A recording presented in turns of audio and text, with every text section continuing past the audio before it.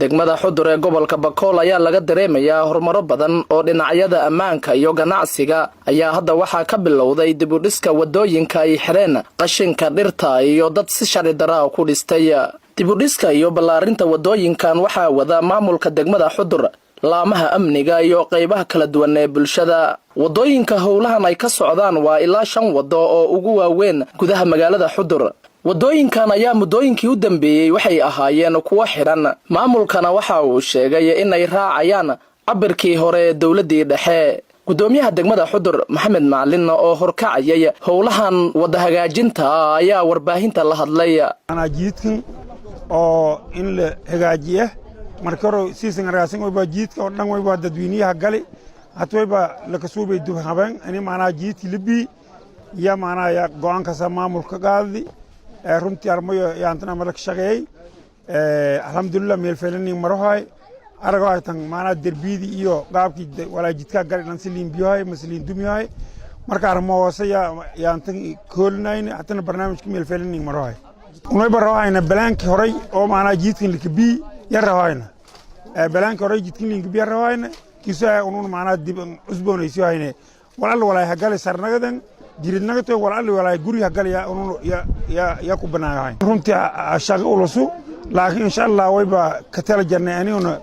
walban kuurna lan jiidkin hagali unu kubiin ya go'aankayna guud ahaan qaadanay ni dheeratay ni dhawaatay in maana oo jiidkaas biin waa go'aan oo maana maamulka deeri konsolka deeriyo waan hata ka socon insha Allah walbadana lanki guraha ku gali lanki dirba ku gali lanki sarha ku gali lanki jirda ku gali dhamaan wayba ummadtan wayba fadana in cadaalad falna qofna bisheerin suubin bulshada wayba farmiyaan farane ani maana jiidtu ku dheeradan lanki maana jidka gali sarha giliyo ani isku bah yaanka baaqana lanki ku baneena wayba on go'aanka nooba anu ku dumiina مسؤول هذا شعب هذا لانكست هذا أنا ولا جيت كان هكيدو هكاد جذبي إنه البرنامج شاذ بناين قوان كانوا ما يبقى كلام كباقي شعب أنا نيل شقي يود دنتيوك جرت جيت كم بيوش يود دنتيوك جرت قاب وصوي بفلان إني نول شقي يعني جديه وأنا هو كان سمن أو أمير تمام الكوكبين هو كان سمن ما دا سوق إلله جنا أو ير لكن بدنا دتكوي با هو كان سنين شروع مثلاً شرق الهدكي إنه جانسين بدنا دتك أرموس إذا ما نام كفيلين لانكاس ويباليا أنا متر كهلين أقول هذا ولا أن لا لسه ولا أن لا لسه سليلي مشيلان أقابله أول بما لو سوبي ولا بقول ملكولهم ويبان فراني حسون جيت كلا كسون لانك كجار كوباي لنون فرين تسام فره